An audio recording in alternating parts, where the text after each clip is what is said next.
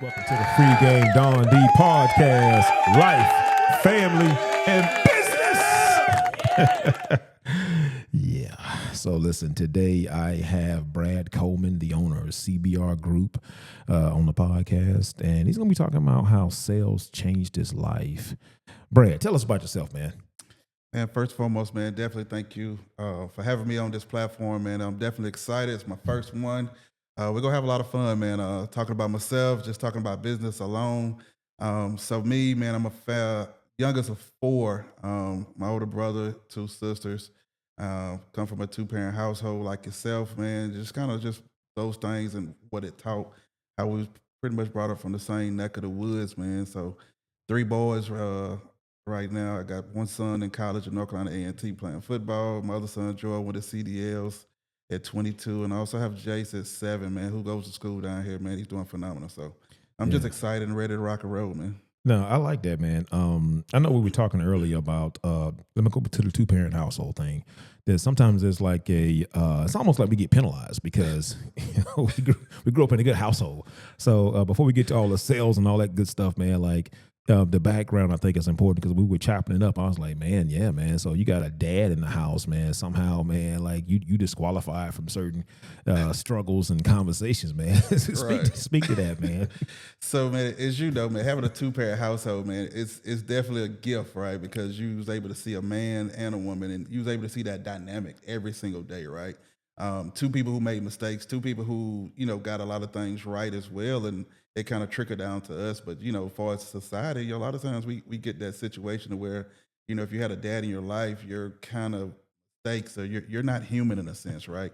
You have that window that grace is a little bit different for you because it's like, well, hell, you got to like have it all together before you even whatever age, man. And we're just pretty much like everyone else. We just had, a great support system, and I love that. Yeah, no doubt, man. And you know what's funny, man? I think growing up, I almost felt it's almost like people make you feel bad because you have two good parents. I didn't really understand it as a young kid, and you probably didn't either until you got older. You realize, man, like, I'm so much better off because I had my mom and my dad in my life, and I watched them run a household and handle business, and I look at you're the youngest out of four, right? And so, you got a chance to watch your older siblings, you got a chance to watch mom and dad, and that was really a blueprint for your life, right? For you the way you handle business. Right. Absolutely, man. So just growing up in the household with that, being the youngest, hell, everyone was the parent in a sense, because if mom and dad went home back in the day, that dynamic, you got mom was working 12 hours, you had pops on the road. So, your older siblings were the one who was going to be parenting to you. And you was the bottom of the totem pole, and at the big age of 47, you still is. Hold on a second. I gotta unpack that because I'm the oldest out of 6, so I was at the top of the totem pole. But you was like everybody was the parent. Everybody. What was that like growing up in a household? You're the youngest out of 4. You got mom and dad. Of course, they're your parents, but then you got your siblings who are older than you. I'm assuming by quite a few years, right? I mean, quite a few. You got Gerald who got me by 9. You got Lisa who got me by 8, and Nita who got me by 7, man. So you figure you're getting it from all 3 of them. And, they definitely have held me accountable. Still to this day, they still hold me, accountable for everything. So, you just definitely make sure you put your best foot forward because you're not only representing yourself, you're representing their examples, you represent your parent examples and everything. So, they try to say the weight is not on the youngest, but it is, especially when you want to succeed. It's funny they say the weight is not on the youngest, and I get that, but it kind of is. The weight is on the youngest when you've had, I know Gerald, that's the one that I'm the most familiar with, successful businessman. And when you got all these success stories in your family, and then you got a successful mom and dad, all that's on top of you. Yes. So the weight has to be on the baby. You know what I'm saying? Right. Unless now if they're not successful, then then you're the one that's kind of breaking the curse, if you will. But like in your situation, you got a chance to see phenomenal role models from top to bottom. Man, absolutely, man. Definitely big shots out to my parents. My brother, he's still running this business right now and kind of pioneering the game. Just seeing where he came from. seeing where he's going, and just seeing that fella just never ever quit, never stop. And he holds you accountable, man. So that's a great thing to have when you have a male role model who's solid, who holds you accountable, as well as my sister Lisa and Nita. I mean, I seen her studying from like 4 in the morning before she became a RN nurse and those things. So you Mm. see those examples, man. And I seen my sister Lisa, who should have had restaurants many years ago. She's probably one of the best cooks in the house, man, and baker. A lot of people probably don't know that about her. But just far as with those dynamics and kind of what they all brought to the table, you like, well, hey, you seen all those examples. So for yourself, you had a guideline or a blueprint, and I definitely appreciate them for that blueprint. And I just kept striving, and whenever you get low, you just kind of know that hey, they done it, so you can do it, and you just keep growing. Mm, I love that. Just they done it so you can do it. So I mean, even you talk about how you have a son in college, right? I want Right. to make sure I get this right, and then Absolutely. you got one in trucking, Yes. right? Mhm. And they saw you do these things. I mean, so I know you have a master's degree. You were also in the trucking business. It's funny how kids, so now you're basically being the pioneer and paving the way for your children because your parents and your older siblings paved the way for you. It's amazing as people talk. We're all role models, no matter what we're doing, good or bad. Like we're Right. setting, we're paving the way for our children, or like your parents and your older siblings, like they paved the way for you. Now you're doing the same thing, and it's just funny how you talk about your kids, and I'm like, man, they're doing great. And they saw you do these things, and they Right. saw their granddad. Well, yeah, Yeah. right, Granted. yeah, they saw granddad do it too, right? Absolutely. And then you see the success of Gerald and all your other siblings, RN nurse, and all this great stuff. And it's just funny how this stuff just kind of trickles down, you know what I'm saying? Because now there's a standard. And I know Mike Tomlin has this thing. He says a standard is a standard, Right. right? So there's a standard there. I mean, that's what it is, right? You figure because you don't realize all of your accomplishments and the things that you're doing in your route or your plight up, right? You're just kind of doing it because of the things you've seen or the things that you know that you believe in within yourself. And you did mention that having great kids and them staying out of the trouble, man. Like I'm definitely super proud of my kids. But that came from prayer. That came from just the structure from my parents on down and my grandmas and things of that nature. So you have that structure and it trickles down, man. Definitely prayer and definitely me showing my boys the way because you can tell them, but they're gonna watch your actions. So I've always taught my boys the action or the whys behind it. Not saying you're not gonna try things, but you got to educate them. But I've always big on just like my late pops did with us. He thought that he educated us on your decisions that you make because you're gonna make mistakes, but you need that knowledge and that to go behind it to help guide you from that. No, I love that, man. You talked about prayer, but you said at the end of the day, like kids are going to watch your actions. And I think that's powerful, man. I was on a leadership call yesterday, and and one of the gentlemen, he's pretty religious, and he talks a lot about God, and I love God. I give God all the credit. But I told him, I said, I mean, we can talk about how you're successful in business because of your faith, but at the end of the day, faith without works is dead. Absolutely. You can pray until you faint. Fannie Lou Hamer said this back in the 60s. You can pray until you faint, but if you don't get up and do something about it, God is not going to put it in your lap. You still have to go out and perform. And I think it's always important. So I like the way you talked about that briefly. Like you had to go out and perform certain actions, and that's what your kids don't do what you say. They do what you do. Absolutely. And a lot of parents don't realize that, but shout out to your father realized that, even your older siblings realize that, and you realize that as it pertains to your children. So I just wanted to give you props for that, man. I think that's phenomenal. Now also, like you talked about relationship wise, you know what I'm saying? So I want to make sure the ladies know when they see you that you're not available. So, Absolutely. speak how, being with Miss Shante has changed your life. Man, so me and her, we met back in my champs days, and she had a crush on me. She's always Hold been up, man. very, Hold up, very. man. She may not agree with that, man. So I just want to make Hey, sure you that can break on here, man. She would definitely stay to fact check that, man. I can't wait for you all to she meet had a her. crush on. She had a crush on you. Yes, man. My man. Okay, all right. You heard that, Shante? All right. It's all love, man. But definitely she did, man. So when she came into champ, she was like, man, who is this guy? And funny enough, I think it was during the break of Christmas, Thanksgiving. And I was in the line, Chick-fil-A at the moment. I had a girlfriend, and I was actually on a Bluetooth phone call, man. And I'm in the line of Chick-fil-A, and Shantae's like, "So you're not going to invite me over for Thanksgiving?" I'm like, Shantae fast. but I definitely loved it because I've always thought she was very, very easy on that. She's a lovely young lady, very driven.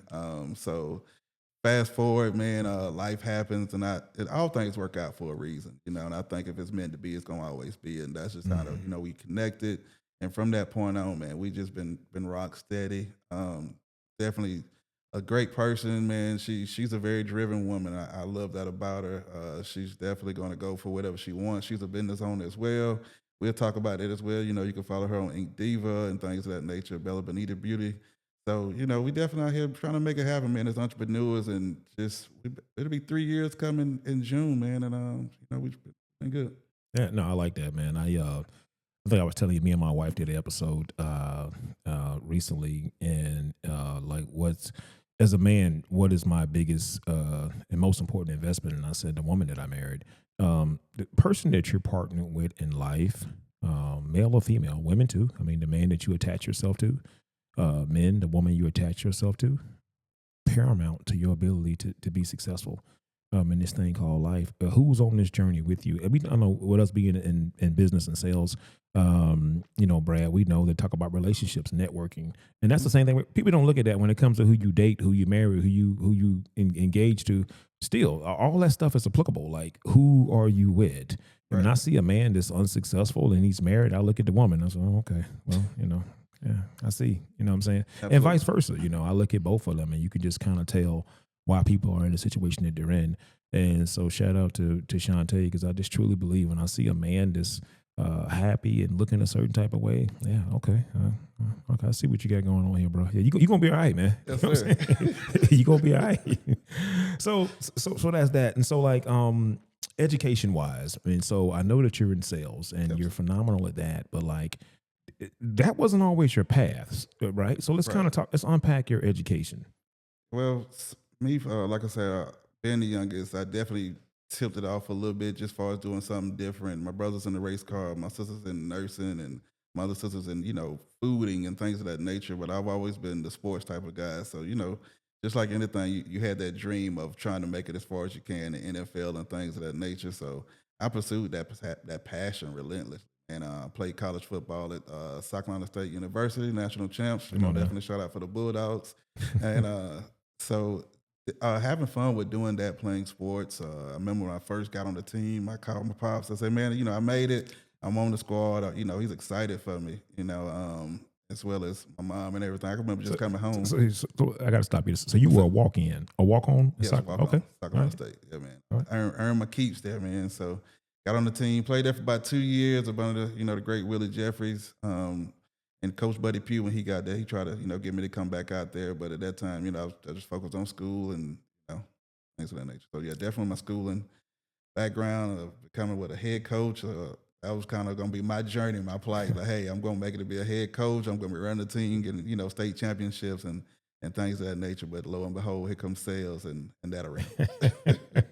So, because I think that's a pretty big transition to go from aspiring to be a head coach to getting into sales. I mean, so how did your family take that?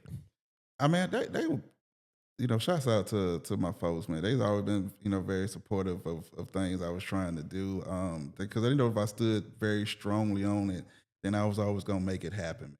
And I would stand with anyone with that, because a lot of people don't realize whenever you have these visions and these things from God, it's just you in the conference room with Him. And, others can follow you or they can fall by the wayside, man. Either way, you got to keep going to what you've been called to do. And I'm very big and keen on that. Even though as humans, we'll sometimes be a little hard-headed, right? And we're going to try to do it our way. And God going to just show us, hey, if you lean out there too far, if you do that you're going to just be patient going out, into the river too far. And, you just kind of reel it on back in and going from there. Yeah, no, I like that, man, because you're right. I mean, when you had your calling, whatever faith people believe in or whatever, when you have, whatever you have, and it's telling you to go in a certain direction, it didn't come to everybody. You know what I'm saying? So sometimes people tell me, well, Don, my family doesn't support my business, and I say, hey, man, when you got your call and it wasn't a conference call, okay, it was just you.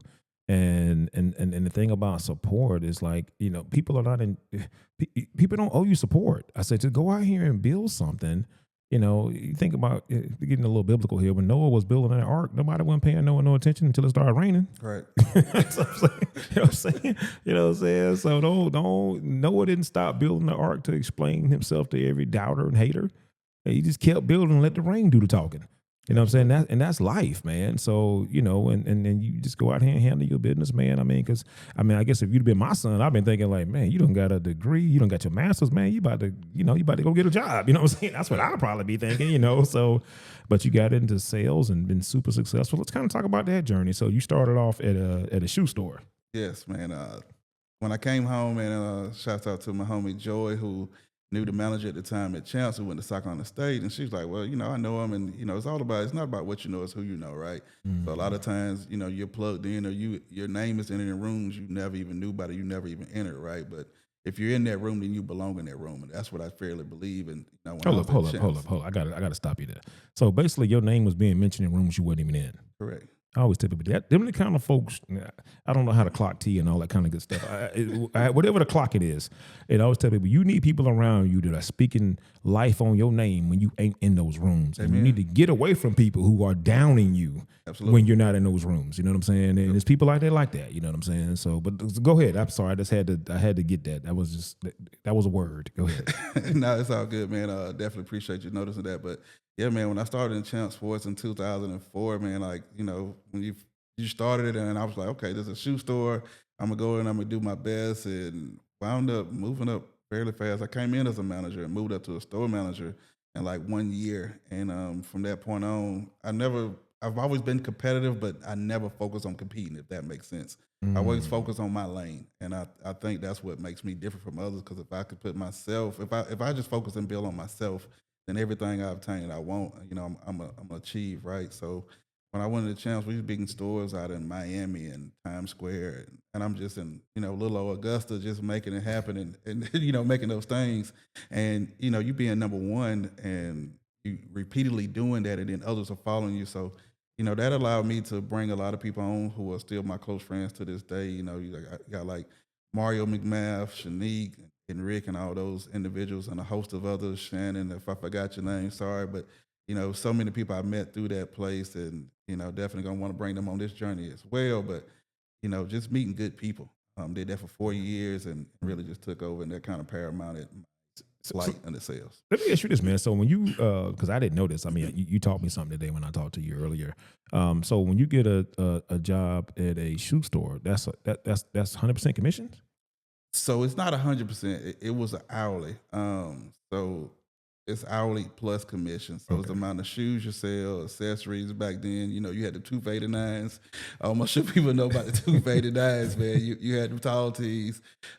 Me personally, I didn't rock them, but you had the white tees, and all the songs were it was popular during that time. So Augusta was really, really happening, and that Champ store was one of the ones. Bro, you so right. I'm thinking back in the day, they had them tall white tees up in there, man. That's when was it Lil Jon them had Lil Jon, all them boys, the East Side Boys. Yeah, for sure. Yeah. I actually met a few stars too coming through that, man. So it was pretty cool. That's crazy. That was exposure. Listen, you said something else that I anytime someone drops some free game, I just gotta. You said that always competitive, but never in a competition. Absolutely, bro. And I like the way you somewhat unpack that. It's like, I'm just in my own lane. So I'm competitive within myself, I'm assuming, right? I don't want to, I'm gonna let you unpack that. What do you mean by that? So I'm always gonna be harder on myself than anyone else could be on me, right? So when I look in that mirror, I'm gonna see a reflection of that person I'm either striving to be, or I am right at that moment, or who I'm going to be, right? So when I look in that mirror, it's all bets off, right? It's no holds bars. It's the raw and uncut person of yourself. So if you're not where you want to be, then look in that mirror. And if you're not even in that mind space to be as honest with yourself, you got to go up in that mirror again, man. Just always a self-reflection and go hard on yourself. Oh, no, I love that, man. I always tell other, I'm a part of a very large group, and I always tell some of the other agency owners there, I said, listen, man, don't try to compete with me and Michael at family. Just continue to get better within yourself, because that's the real competition. Because we've been number one for several years, and I understand Big that some time. people are motivated by that. I understand that, but at the end of the day, if you're chasing me, you're chasing a moving target, because I'm looking at 2025 numbers and trying to beat them in 2026. You're looking at 2025 numbers and you're trying to match those numbers. Don't do that. Like, just continue to grow within whatever you're doing, and you're Absolutely. gonna get to wherever it is you want to be in life. Compete with yourself. Don't compete with other people. I've always preached that message, man, and I believe, because I've never done that. I don't care what anyone else is doing. I don't care what no one else has. I just don't. You know what I'm saying? What you have is what you have.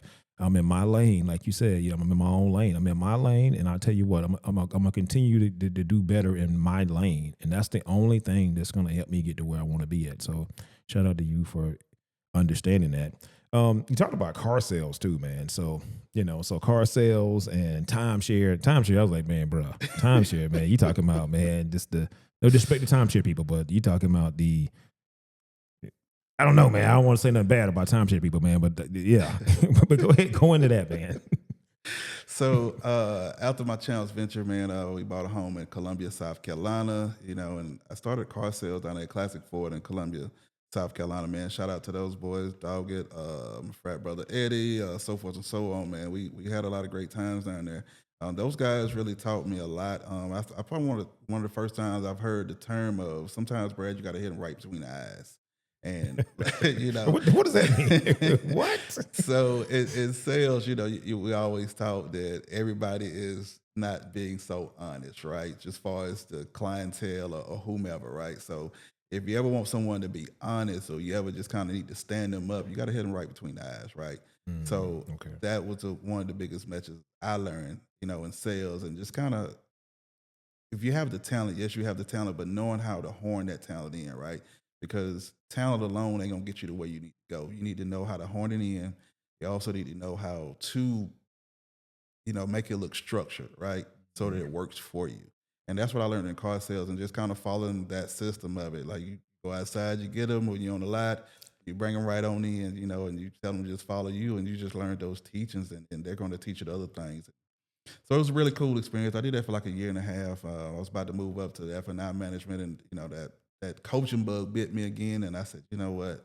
I left it, and I went on to that venture to go back to school to get my master's. And then after that, I went and worked at Verizon, became a manager there, moved up there, and went into timeshare, man. The part I went into was the in-house timeshare sales, so it's a little bit different. It's like 3 to 4 different parts of it. You got your people who are going to be at the outlets, and we call For sure. and we kind of call them the body snatchers, and they kind of get you to come in, and they get you to go to the presentations and things of that nature. It's all. Then you also have the frontline workers, and when you come in, they do a presentation. Those guys do a great job at it, man. Shouts out to them. I learned a lot from that, and then the in-house, and that's what I call the NBA or the NFL or the league of sales. That's when I really learned the term of the takeaway, and so many other things. You got guys in there really doing big numbers, and they taught me to stay to make it pay. Mm. I like that. Stay to make it pay. To make it pay. Oh my goodness. No, I love all of that. I love you unpacking some of that because of your background. I was like, man, my mom was like, how did you get to sales? I mean, so you've been in sales for over 22 years, man, and I think that's incredible. Let me ask you this real quick, because you also were in trucking. Now, how did you get into trucking?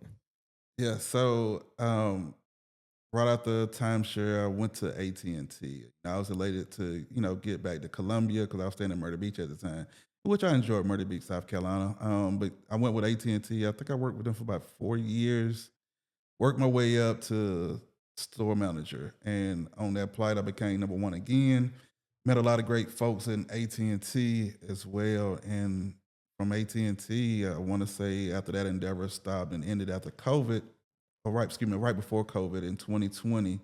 I just remember the teachings. I was sitting at home because I've always been able to, preserve my money and save my money well, and so I was able to be out of work for about 3 to 4 months, and I said, it came to me, start trucking, and I said, well, hey, I called my mom on the phone. She was super elated and excited. Of course, big shout out to my mama, man. She supported Well, it she was big excited time. because your dad was in trucking. Absolutely. Okay, and for sure. they knew about it, and I was like, well, you know what box trucks is going on nowadays. I say, do I need to get my CDLs? Do I need to get into trucking? So I said, what's gonna get me a check now? You know, so I did my research, I did my studying, and for long I started it, right? And it went well, man. You know, you definitely gonna have your ups and downs in it with everything, and you don't realize the cost of being business with trucking. We always talk about Mm, the money you get, right? And mm, get this, that, the third, but no one talks about those maintenance costs and going mm. back and forth. Those aren't ever fun. I think the most I spent in trucking one Christmas was like 12.5 to get it back to rolling, man. So Like it gets twelve extremely, thousand, right? yeah, 12,000 Yeah, to five, yeah, and that a little bit of change to kind of say, hey, but you had to stay in business, and that's how right. you rock and roll, man. So yeah, that's how I got into trucking. Yeah, I like how we start talking about trucking and you talked about the cost of it because this is all about giving out free game because I was in trucking for a long time, as well, and people think that, oh, I'm gonna make all this money in trucking, and I'm not saying that you can't make money in trucking. I'm just saying if you're gonna be an owner operator, Mm. there's cost. And I go back to 2008 when the diesel was $5 a gallon, and because I had a CDL, I had two 100 gallon tanks, one on each side, and filling this thing up was quite a feat. And I seen truckers just leave that truck on the fuel island and just they done. They own operators, they couldn't afford the fuel. So it's one of these things where, and then of course maintenance breakdowns. If you had to get towed somewhere, if you have one of these new emission engines, you're dealing with, all of this kind of stuff, the DEF and all this other kind of stuff that's attached to, to a lot of these newer model trucks, man. It's very, very, very, very expensive getting in the truck. And nothing can say no, not knocking nobody that's in trucking. I was in trucking for 2 decades. I mean, trucking was very good to me. It changed my life. It put me in a great position, but it was a very expensive business. There's no doubt about that, man. So Yes. I like how you talked about that. Yes, absolutely, man. Trucking, it was fun. I traveled to probably about 45 different states. I was never afraid to kind of go. Driving to me is therapeutic. Still to this day is very therapeutic for me. Just trying Stop to right there, drive. Brad. I just gotta stop you there because I want people to understand what you just said. Driving is therapeutic. Because unpack that because I feel the same way. I mean, when I was in trucking, so unpack that. Man, so driving is one of those things, and the therapeutic portion on about it is you get to just be with you and like the world, like your thoughts, your Mm. ideas, just everything with that, right? And on top of that, you're getting paid to do it, so it's kind of like a win-win. So you're getting paid to do your own therapy in that sense. So, and I loved it. I enjoyed it, but I also knew that for long I was want to be back home and hire others, but I definitely, For sure. but definitely, man, I enjoyed going here and there. I didn't enjoy going to NYC. That's Oh never God, fun for a down no, south brother, but mm-mm, no. going through those for the expressways and parkways, man. But definitely, Chicago, much love to them, man. They always had great loads for you. Indiana, just trying to give game for those who gonna get in the box truck, man. A 26 footer with a lift gate. So a lot of people think that these things are easy, right? You also have to make sure that you're driving for a little while so the companies trust you, right? Because you can't just go out there and say, well, hey. So definitely shout out to my dispatcher at the time, Kimberly Ginyard, man. She definitely had the plug to help me get started early on, man. Again, like we spoke on, it's all about who you know. So definitely having people in the right places to help you out, man. So Yeah, no, I like that, man. I don't think people really understand, like guys in the trucking, especially guys like yourself, like high level guys. Trucking, you get time to sit with yourself and really, just kind of go back and think about so many different things, opportunities you've squandered, opportunities you want to have in the future. Like you're literally like just planning out a lot of things in your life. And I know for me, trucking was extremely therapeutic.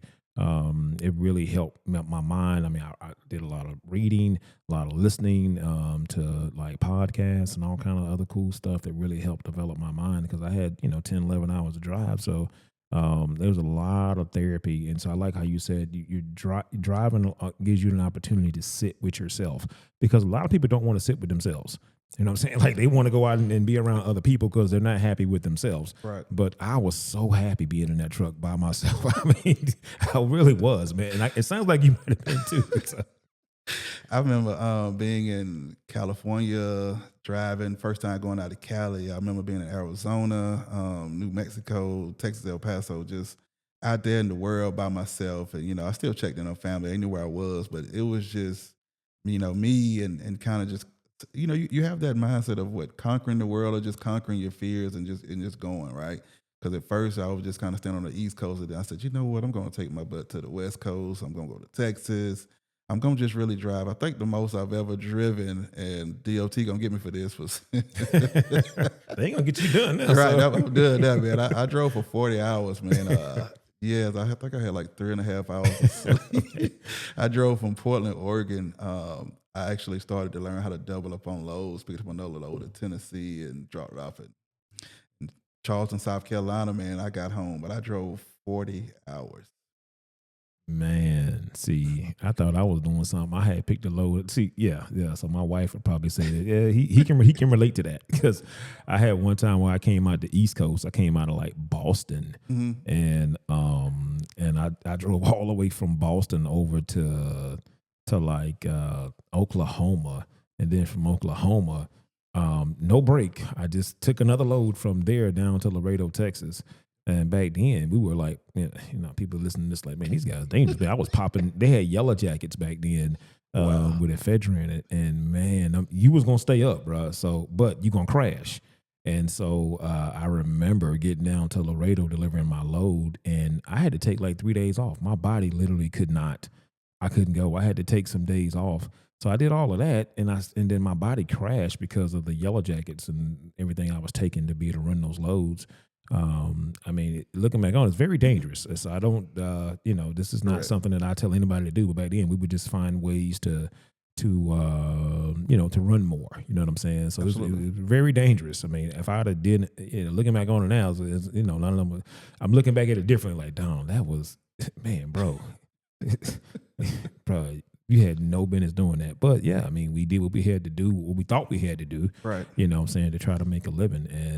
And that just kind of the climate, the trucking climate. So sometimes you'll see truckers and they're tired, and some of them may be running over their hours. I know I was all the time. This was a long time ago. This before they put computers and cameras. It's funny because being in trucking, I used to think, man, we don't need this. No, we do. We needed them, because there were things we were doing we shouldn't have been doing. And then you see a lot of things on the road too, man. You see a lot of accidents. You see a lot of things, man. So you see so many things on that road that people don't even realize that you see. Yeah. But like I say, we enjoyed it. That 40 hours is something you definitely got to take a break on after you get back home. Mine is coffee. I got to have my coffee every morning. For sure. If I got that, my cold iced coffee, I can drive. I don't know, from here to, Africa. Yeah, for sure. Yeah. So you talking about even that time I did that crazy, you talking about, 2008. You talking a long time. 2000. Actually, probably earlier than that. 2004. Long time ago. I wasn't on coffee really like that back then, but now, I drink. I love black coffee, but it's just dangerous, man. So, so that was a transparent moment by you. So, hey, I'm gonna jump in here with you too, but I ain't gonna let you be by yourself, man. Right, I was out here breaking the law too, technically. You know what I'm saying? So, but that is what that is, man. But eventually, you got to your most successful venture, which is insurance, and so. I know you own a CBR group, so tell me a little bit about that. So from my venture from trucking, man, actually, I had a load in my truck to finish off that part of transition on back over. I had a load in my truck. I was in Chicago, and my brakes went out on me on the interstate. Luckily, I wasn't going too fast. I was able to maneuver past someone else, and then another truck came over and hit me and collided, and that absolutely it totaled my truck. So, the good thing about it, the cost of those went up. They cashed me out, paid it out. And I said, you know what, let me find something that's going to stay locally. And, I went to studying my insurance license and got that by my boy Tyreek Mix. He introduced me to the game when he knew, my mentor, our coach, Vincent A. King. And that kind of led us over to the Wilson family with UBI and Lincoln Heritage. And so from that point on, my first month, I did, 23,000 in AP, and kind of what that is in the real world, it's a good bit of money to say, well, hey, that's a whole lot of money. Yeah, that was great. And your first time ever doing final expense, I've always knew that, I can do whatever you put your mind to. And I had great success with it. I've had my ups and downs with it, right? So that's with anything. I think when you scale and you go so fast and I exceeded too quick. I think that's what it was. Ooh. And then after that, came that crash like the Yellow Jacket did to you a Come on, while man. back. So, I'm not gonna sit here and say, hey, every single month, every single thing, which is all gravy, man. Because Brad, we're gonna be honest, to be honest. don't go too far, because there's somebody. Is people want to succeed fast. I got this thing in business when I'm teaching other folks how to grow and scale. I'll say, uh, fast don't last, and slow is for show. Yep. And if you can go slow and learn everything, you're gonna be a lot. You're gonna be a lot further.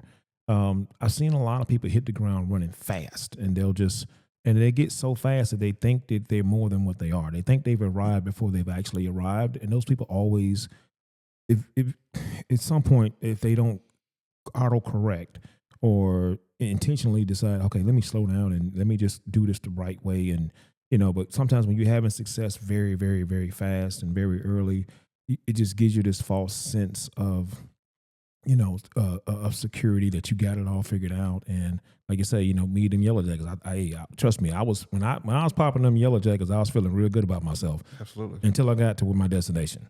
And then I realized, man, I should have just did this the right way. And so I like how you talked about how, sometimes you have success too fast. Because I'm going to be honest, 23,000 in AP your first month, that's crazy. I might have had $1,000 in AP my first month in insurance when I was doing this, man. So 23 is crazy. Yeah, I guess I am going to feel like the man if I do 23,000 my first month. Yeah, man, because you figure income wise, and I'll tell it if I need to. It doesn't matter. It's a podcast, and I think we on Freegamw Dundee, man. Come on. So just being uncomfortable, being comfortable. So yeah, I did 13.5 that month, man. That's crazy. It hit your bank account, so you're gonna feel pretty good coming from trucking, coming from this. You're like, okay, hey, what you gonna think? Hey, I'm back, and at that time, I like that. I'm back. Y'all gonna put some respect on me. You gonna put some respect on me. You got called to the front, like, who's this guy? This new guy, this, that, and the third, man. But I still was humble. But you still was. Yeah. I still wasn't learning how to follow the system yet, right? You were still. Like my director always like to say, I was ignorance on fire, which is a good thing. Ignorance on fire. So my drive didn't ever quit. And, like you said, too, in this profession, man, what I do might not sound sexy, but the pay is. And that's the thing, you keep going. And in life, you'll realize once you scale everything and you follow the system, you start to learn how to run it like a business. And you realize it's a marathon and not a sprint. And, marathon, it's a whole lot what you want to look for in a business. Yeah, I love that. Yeah, you're right. I got this thing that I always say with my people when it comes to Medicare sales. I say Medicare's not sexy, but the money's X-rated. And if you do this right and follow the system, you're gonna grow. You're gonna be good. I mean, you talked before passive income. That's really the biggest thing. And so, shout out to you, man. You got into the. I would try to. Anybody that's listening, I'll be trying to tell them, bro, get your insurance license, man. You talking about a license to put money. And I like how you talked about how you like being in this level of sales because there's just no ceiling. There's no cap. And I think most people, they don't know what it's like to be in a situation. I don't care how many degrees you got. Sometimes we have to get degrees to extend the cap. Right. So we have to go spend money to get another degree so we can hopefully get it's not even a guarantee, but hopefully we can get another opportunity to get into upper level management or whatever. And even then, when you get there, you're capped. So when you're in sales, high level sales, you do realize there's literally no cap. And I like how you talked about that, like not having a cap. Yeah, so in that regard with no cap or no limits with it, I don't even really like limits, right? We all kind of want to be financially free, et cetera, et cetera, et cetera, but you also have to put the groundwork in, like we were speaking on earlier about as far as being a marathon and just as far as running the system and just showing up every single day, showing up scared, showing up unaware, showing up frightened, showing up nervous, showing up even when adversity hit. I think a lot of times we tend to want to sit on the sideline, and we can't sit on the sideline when your greatest moment is right next to you. You continue to push forward, right? So that blessing is on the other end of that lesson. So you got to just keep going and just keep pushing and striving. But like you were saying, pay through and residual income is definitely key in the field that we in of final expense. Myself on this end, up under the umbrella of life insurance, and that's just kind of what you want to strive for. You want to make sure that the work that you've already put in for the clients you've had for life is paying you at the beginning of the month, every single month, even before you go make one single, opportunity or to go get someone covered. I like to say, right before, besides like a sale, because sometimes when you say a sale, it seems like you're taking advantage of Right. said individual. So I always like to say, hey, I'm going out there, making sure that I'm going to cover our people and to educate them.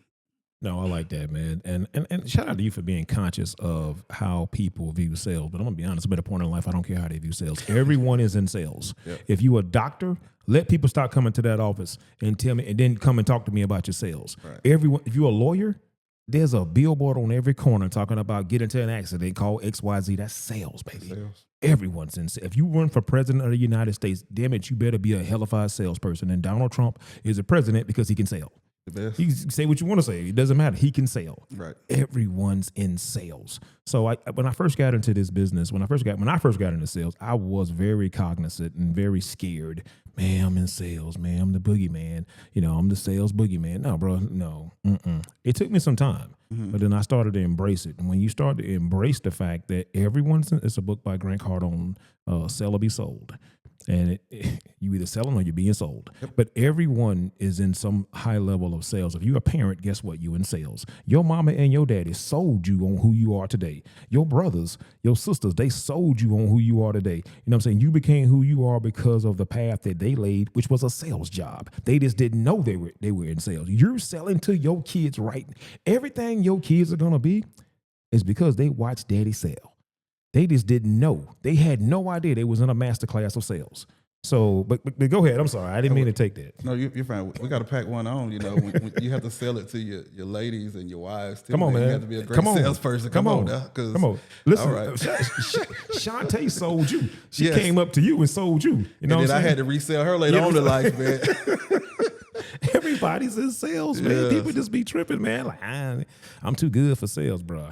That's the way. The company you work for is in sales. I don't care who you are, how many degrees you have. I don't give a damn. Whatever company you working for, let them stop selling. Then tell me what your degree worth then. It ain't going to be worth a damn thing because everyone's in sales. Everyone. Literally. Some of you just don't know it. And see, in school, if they would teach people that, oh, Lord, we probably had less unemployed people out here.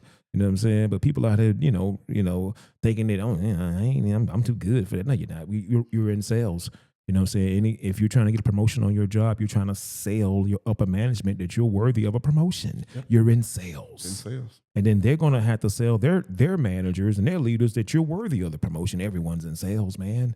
Everyone is in sales, man. So, man, embrace that stuff, man. And I love that, man. I really, really, really love that, man. So CBR Group.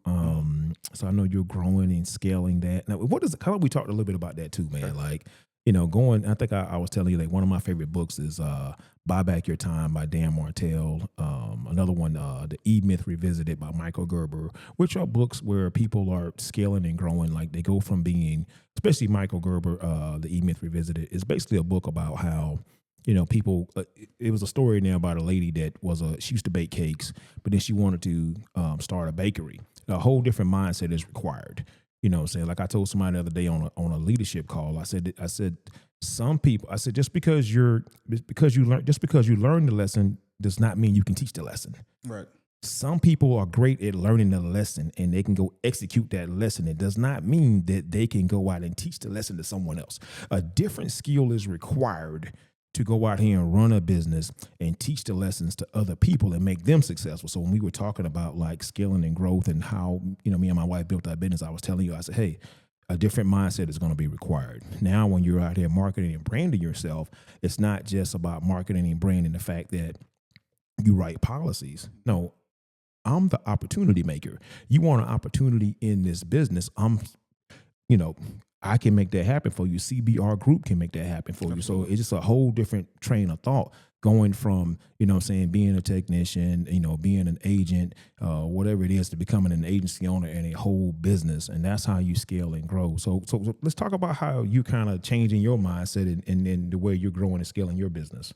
So, man, first and foremost, shout out to you all, man, and everything you're doing. Definitely extremely proud of you all and going to be watching you guys, man. And Thank you. Going to definitely become the biggest thing is mentorship, right? So if you want to get that different mindset, you have to learn from others who already are doing it, right? You can't learn from those who've never done it before because they can't take you to those levels. So right there alone, you also have to do self development because if you want to get to there as well, you have to work on yourself and then be able to receive the coaching that you need, the development that you're gonna need, the books that you're gonna need to read, the same things that they pour into, you got to pour into as well because you want your cup filled, you want your bank accounts filled. So if you want said things, then you have to be coachable. You have to be able and willing to learn, and you have to be committed.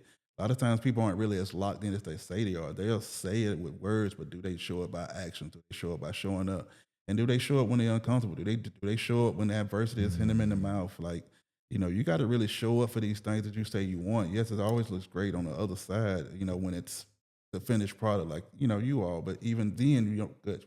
You're still growing, right? For sure. Because we're never a finished product. We're always a work in progress. So I say all that to say this, with the CBR group, I've been in this, 3 years now. Now folks are starting to see that, hey, this guy is for real. He's committed to it. Even his mentor, even the way he speak, I think I spoke to you earlier. You can't be where you're going to be in the future. You have to be that now and strive to get there or go and get there, right? Because you've seen the preview of the movie. So now it's all about you living and kind of getting to that mark.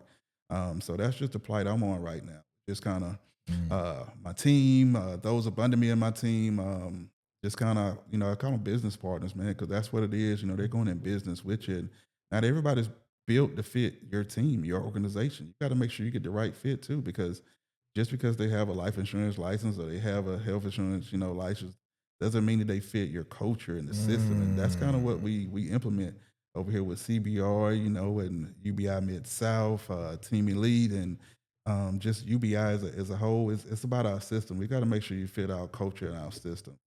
Even before we can give you an opportunity to come over here to, be able to fulfill and get these blessings. Bro, I love that. Cause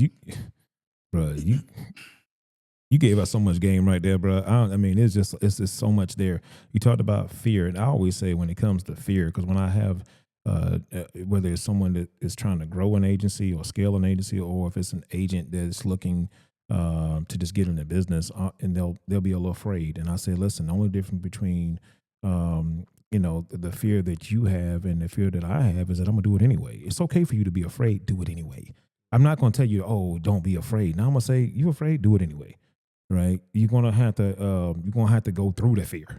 You can't go around fear. You can't go under fear. You got to go through fear. So it's okay for you to be afraid, but you just have to do it anyway. So that's the one thing I want to touch on. Then you talked about culture. Listen, man, we just terminated someone's contract. Culture. We just can't, if you don't fit the culture, it's a no-go for us. You know what I'm saying? Like we're when you build something sustainable, that's the beauty about being in business, man, and building something sustainable and something successful. When people don't align with your values, with your integrity and the culture and what you're building, you can decide, listen, man, thank you, but no thank you. You're no longer welcome here. Wish you the best in life. Well, let me stop. I almost lied. I don't wish you the best. I don't wish you bad. I don't wish you anything. I'm indifferent. I don't care what you do. Right. But you can't be here, right? And that's culture. Culture is, I tell people all the time, even when they join us, it's like when they join a CBR group. Listen, man, people join for the money, but they stay for the culture. Because once you get your license and I teach you this business, technically you don't have to be here. But if you're here, it's because of the culture, right? It's the culture that's going to keep you here. So if you're someone that's here disturbing the culture, guess what? Goodbye. And there's a book by Pat Bet-David called Your Next 5 Moves. One of my favorite books. It always talks about how you hire slow and fire fast. And I'm going to be honest, and when it comes to some people, I've let them hang around a little bit too long because I am someone that gives grace. But at some point, you continue to disturb the culture, then, I'm going to have to do what I had to do to protect the culture. I'm not going to let anyone destroy what me and my wife, I worked so hard to build. And when you're you just got to go, you know what I'm saying? So it is what it is, and whatever happens to you, happens to you. But, I hope me and my daughter got this thing where we'll say, I hope you have, when she's talking trash to me, she said, I hope you have the day you deserve. And that's how I am with the person that we just had to terminate. I hope you have the career you deserve. Right. Whatever you deserve, because God knows you. So whatever you deserve, I hope you have that, because that's all I got for you. So Absolutely. I like how you talked about culture, because people don't understand, like, culture is big. People walk off of jobs today because of culture. It's not always the pay. You know, when you people say, I hate my job, that's culture. Yep. You know what I'm saying? When you're a part of a group and you're like, man, yeah, we did good over there at CBR, but man, I don't know, man, that Brad Coleman, bro. Right. You know what I'm saying? So that's culture. You know what I'm saying? But when you have a good culture, people sometimes will take less. You know what I'm saying? Because just to be a part. I have people on my team that are older. I love them to death, man. I won't say their names, but they're a little older, and they just love to hang out with us. You know what I'm saying? They love just being a part of the team, and we love having them because they're big contributors to the culture and the energy of what we do, man. So I love you talking about culture. That was a word that a lot of people that are building businesses don't quite understand. You know, building culture is a big part of you building a sustainable business. Yeah, I started preaching there for a second there because I got excited, man. Because I'm culture is, shout out to my good friend, one of my best friends, Kevin Brown, up in Columbia, the owner of Wealth Alliance Group. Culture, man. If you build the right culture, man, you will get everything you want out of this thing called life, man. It doesn't matter what happens. I mean, because that culture is so strong. You know, saying but people don't always understand that, and they wonder why certain businesses and certain business people are continue to elevate. They build something from a cultural standpoint, foundationally, that it just you can't mess with it. You just can't mess with it. And if you start messing with it, you try to mess with it too much, they'll get you out of the culture, because they understand that no one's bigger than the program. Nobody. And they know that one is none. Yep. None of us are smarter than all of us. None. I don't care how smart you think you are. You're never going to be bigger than the program that made you who you are. Come on. Anyway, oh, have mercy, man. I thought I was being interviewed, man. My bad, man. Let me get back to you, man. So CBR, man, you're continuing. You continue. Mentorship. You talked about mentorship. Absolutely. I got to say this too, bro. Because even the person that I had to get rid of recently, they're not coachable. People that are not coachable, who don't want to follow. People that can't follow can't lead. Nope. And I'm sure that's something that, shout out to you. I mean, you follow Mr. I want to get his name right, Vincent King, right? Yes, Mr. Sir. King. Yes, sir. And so shout out to him, because, he's able to influence you in a positive way, and you feel compelled to follow him because of the example that he's led. And now you out here, influencing folks to, to follow you, and you're helping them become, I was telling you, it's one thing to produce, it's another thing to influence production. These are two separate skill sets. You can have one skill set that it takes to go out and write business, and another skill set to actually influence business. And everyone can't do that, right? But right. Shout out to you, because now you're tapping into that. So what is that looking like for you? And I just want to make sure I give a shout out to the CEO and owner, Dr. Wilson, and the Wilson family. Also, Mr. Prez, Mr. Ted Wilson Jr., and also our VP, Miss Erin James Wilson as well. So definitely make sure that they're not left out of this. Absolutely.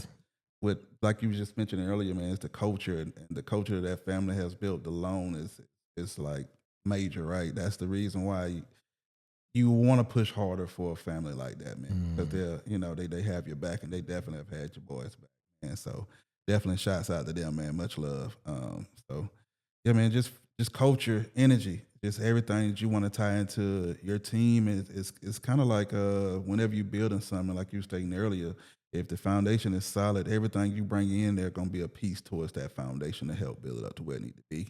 Mm-hmm. And you want everything to be sturdy. You don't want anything to be rocky. And you definitely got to have coachable people, but it also falls, I make sure I'm coachable. So if I'm coachable, I'm able to be humble, then, everyone else down the line and so forth and so on, have to follow that lead as well. And, it's kind of like, of course I'm in a fraternity, but it's like, it's all about that part too. It's like coming into the right fit, the right culture.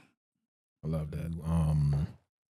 Eloquently spoke about the culture, man, and you also talked about something that I don't think that a lot of people understand, is that the leader has to be coachable.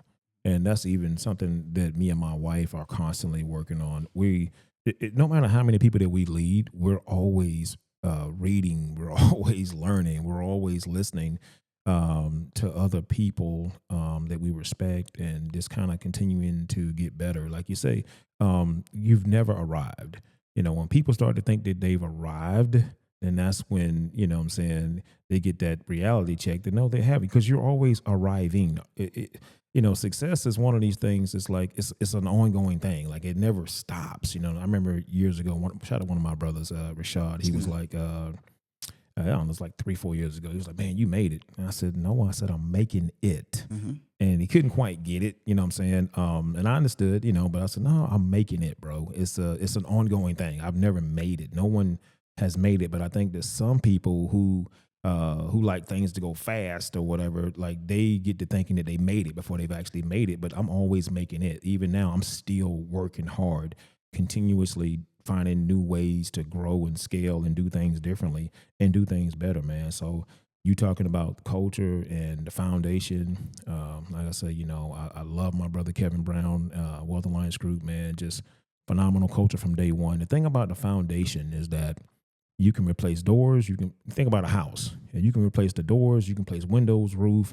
As long as that foundation is strong, all the other things can be replaced. There's nobody within our group that, no disrespect, I mean, they're all great people, but the foundation is strong. Right. And when the foundation is strong, the other parts of the house are interchangeable. You can always get new windows, new doors, new floors.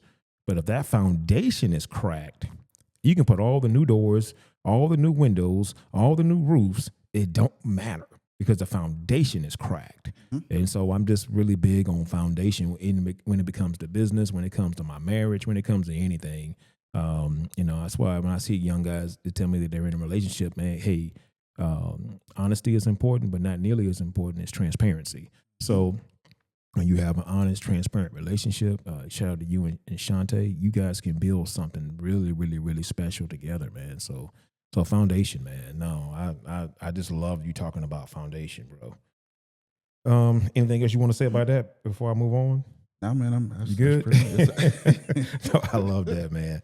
Now, I know that I know because we have a couple things. We have a few things in common actually, but we're both Pisces. Absolutely. We're both in the insurance business and like own our own groups, but also we both lost our dads, man. Right. And that's something that that has impacted us both greatly. You know, so like if did your dad did he have the opportunity? No, your dad didn't see you getting the insurance, right? So he doesn't. Okay, but I'm sure he'd be proud of you, right? Absolutely. Yeah. Just far as like, yeah, my pops passed on March 1st, 2008. Of course, I'm gonna always remember that date. It definitely hit our family, man. But just the man that he was and the things he taught to us. Very easygoing guy, a lot like myself. Pretty much easygoing. Just don't play with me too funny, but Hold on, man. You know, Biggie. Remember, Biggie would say, "I ain't a killer, but don't push me." Correct. I like that. Go ahead, man. Yeah, man. So he always had a couple of cool sayings, man, and he just made sure he laid those gems on us. I can remember one. It was a funny thing right here, man. When I was younger, we used to always go to the drag strip together, man. So I just remember going to the drag strip with him. I'm riding with him one day. I couldn't have been no more than like 9 or 10 years old, right? Because you're always gonna remember those moments with your family, with your pops, and just things of that nature. I was like, well, Dad, man, when I get older, I'm gonna I said, man, I'm gonna let my wife kind of go out and hang out with her friends and do what she want to do. And he said, well, buddy, you ain't gonna have it for long. And you don't realize those gems that were dropped on you until you get older, man. So essentially say that ain't, if she wants to be out there and outside, then she's gonna always be outside. But just a young mind, man.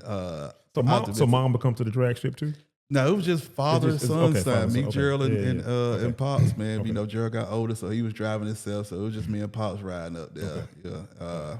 So yeah, man, she definitely let us, allowed us to have that time, man, and bonded and things of that nature, man. And his bigger things too is, when life hits you, man, you got to play the hand that you dealt. A lot of times, people want to complain or they have adversities. I can remember as a young boy, man, he lost his, he got diagnosed with kidney failure and had to get a kidney. So while the other kids, it's had to be during Christmas time. That's why for years I've hated hospitals, right? Because during that time, I'm not knowing what a kidney is or what none of the above. I just know that, you want your dad home and, for that Christmas, you are like, I didn't even care about Christmas gifts. I just wanted my pops home. And then, he came home on Christmas Eve. So, of course, they still surprise me with the gifts and things like that. But heck, I was just most so proud of that part. Just happy about that. So, that was just major. Just having him around. He's always make me go out there to learn about cars. So inadvertently, I know how to do all the things with cars, and I'm not mechanically inclined. I can change the brakes. Of course, my brother don't believe it. But yeah, man, I used to force me to go out there. But those were the lessons that you had to learn to become the man you was gonna be. And I can remember watching this 18-wheeler because he drove trucks too, and he actually influenced a majority of my family and myself to get into trucking. And I remember one time I was watching this truck to get that allowance money, man, to go to the mall because it's a teenager. You want to go to the mall on that Saturday, man. You remember that back in the day? So back in the day, yeah. I can remember polishing his wheels, cleaning his truck, man. I think I must have done like a C+ job, and he came outside. He's like, "Brad, like that Coleman, son." And from this to this day, I still stick that with me. He said, "Me and your mama name is not gonna be on you. It's gonna be your name. So why would you ever want to have to do anything?" And from that point on, it helped me step my game up just with everything overall. So definitely just pops. Dads or having dads in your life is definitely a major, or coach or any mentor, or uncle or whomever. That's major. Listen, man, shout out to Pops, man. Me and your mama name ain't gonna be on you forever. Yeah. Oh Lord, play the hand you dealt. I really like that one because everyone wants a new hand, but you don't get to throw your hand in and get a new hand. I don't know if you play spades. I mean, Yes. Okay. I see a black person don't play spades. I just, are you really black? I mean, I can know. name a few names, but I ain't gonna call nobody out. Class of '98. Go ahead. Listen, me too, man. To be honest, man, but I ain't gonna call them out neither, man. But the spades is one of those things, man. You get your hand and you play what's in your hand. You know what I'm saying? It's all about how you play the cards, man. So. And I think that's in life. So shout out to Mr. Coleman, man, because that's a major, rest in peace to him, and that's a major jewel, for a young man to hear, because a lot of people are entitled, like they feel entitled to a new hand. You know what I'm saying? They feel entitled to things that they didn't work for. They feel entitled to things that they don't deserve. A new hand, even in business, parties, yeah, for sure, Of course, they used to call him Cheetah back in the day, man, and I got that nickname, a little Cheetah in high school. Little Cheetah. So, man, I think that's shout out to Dad, man. That's major, man. That's a major gem, man. Play the hand that you're dealt, man. Whew.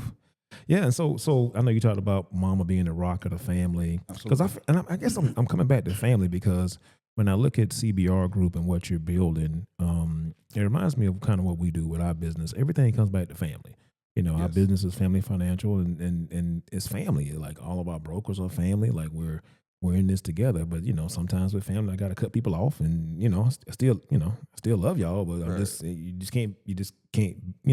I ain't talking to you right now, or that's it, or whatever. But but everyone gets treated, loving. And now I see the roots and the foundation of that. Being raised with a phenomenal family, phenomenal siblings, and the only one I really know, well, I've had the pleasure of somewhat knowing lightly is Gerald, but you got a phenomenal family and had a phenomenal dad before he passed, and I still have a phenomenal mom. Right. So with that kind of, and I see that's why some people be hating on us. They be like, "Ain't no way y'all could lose. You got this family." You know what I'm saying?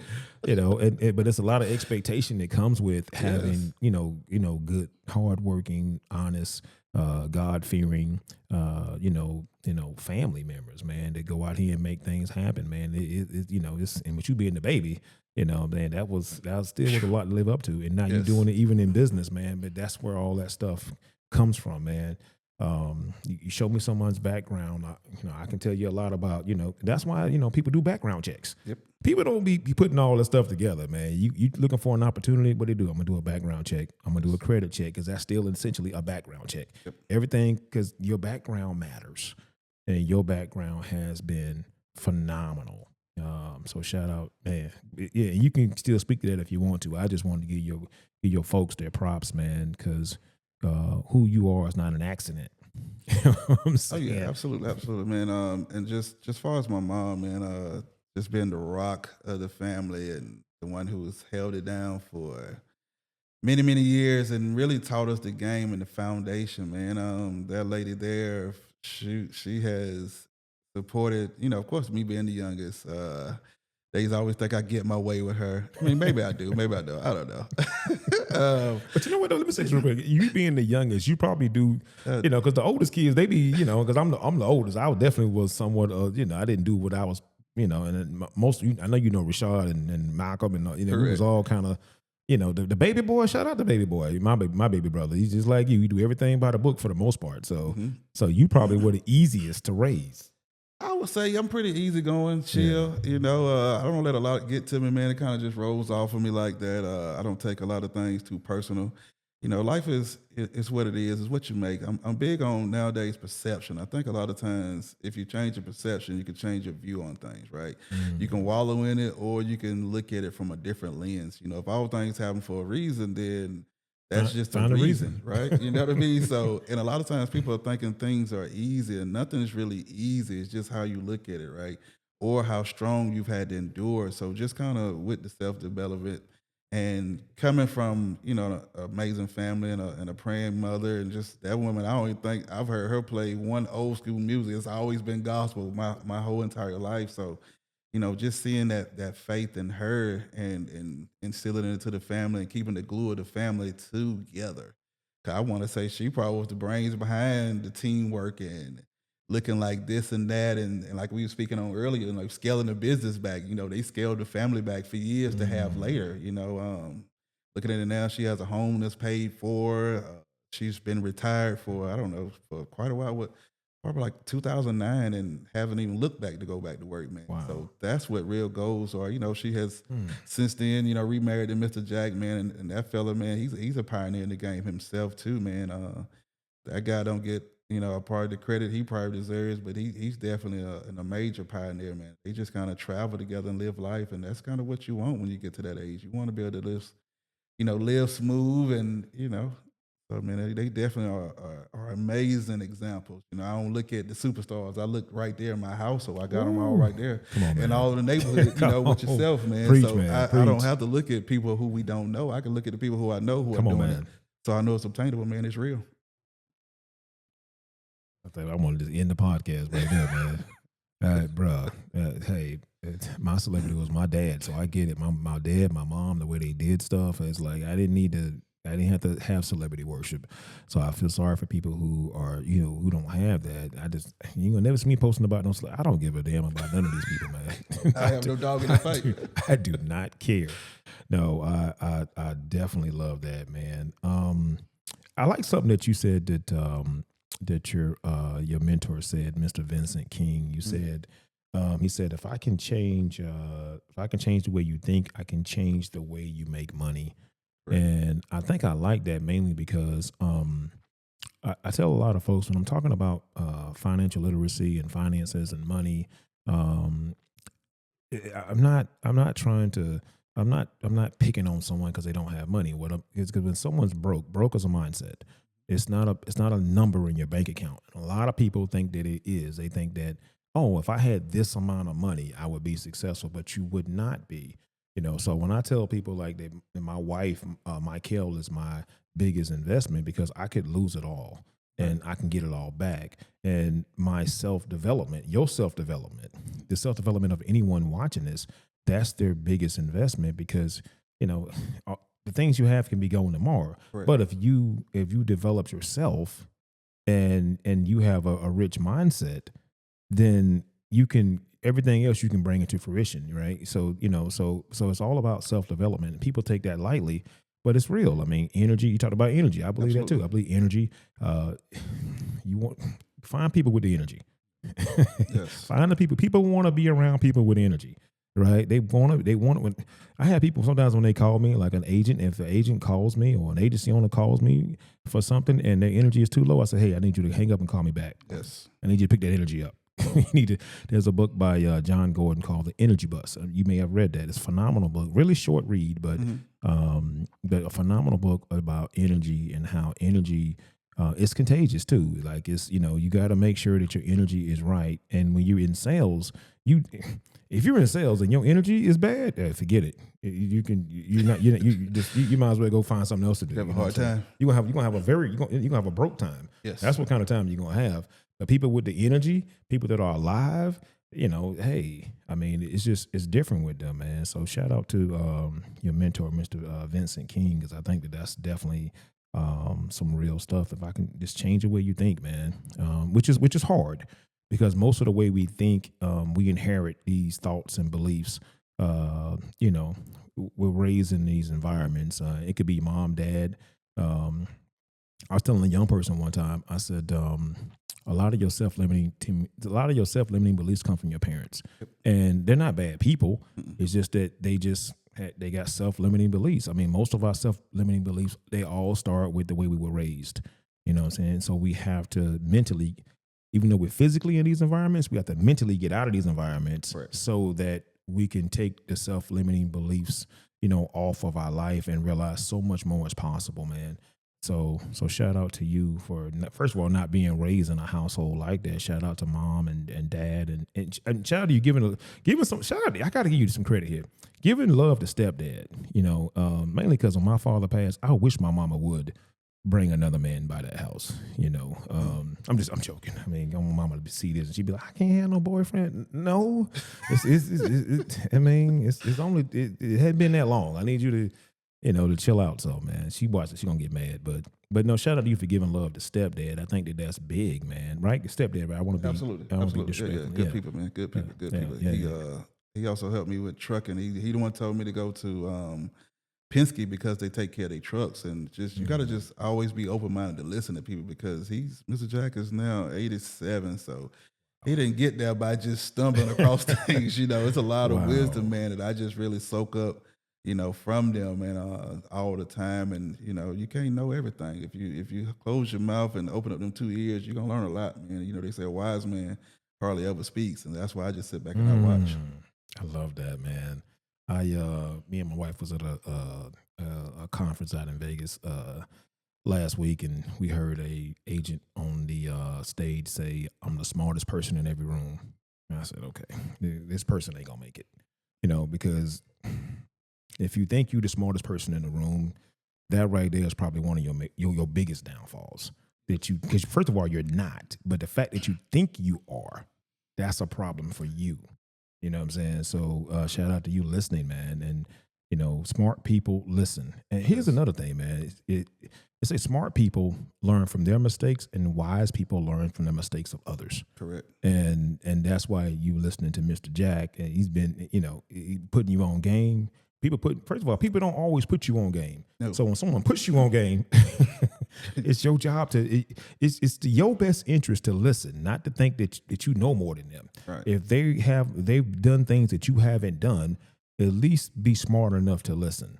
Right. And, but hey, it is what it is. Shout out to you for being smart enough and humble enough to listen. Everybody doesn't have that level of humility. So shout out to you, man. Well, listen, CBR Group, listen, hold up, do you have any parting words before I just wrap this up, Brad? Man, no, just definitely shouts out to my whole entire family, support staff. Shout out to the Qs, the bros, Rue. Got to send that out there, man. Yes, but, shout out to everybody, man. Love is love, man. Just keep striving, keep going, keep them hands together, keep praying, man. And your opportunity, your time going to come, man. So you can't be worried about it and focus what others doing, and you can't be too engulfed into yourself either. Yes, be tough on yourself, but don't be so hard on yourself, man. Pat yourself on the back and keep going. I love that, man. And listen, and you're always looking to partner with people in the insurance business that are looking for an opportunity to get with CBR Group. So tell people where they can find you. Man, first and foremost, you could use my cell phone number if you're able to say those on there. It's 762-585-0162. Text or call. Also, my social media is Facebook is Brad L. Coleman, my name. You'll be able to see my face pop up. And my TikTok and IG is CBR Coleman, the number 1. Follow me, DM me. Let's connect, man, if we the right fit. And let me be the person to be able to protect you and your family in that time of need. Yeah, so be the person to protect your family, but also the person to give you an opportunity to grow in business, man. So I love that, CBR, man. Listen, man. Listen, this is going to conclude the episode of Free Game Don D, Life, Family, and Business.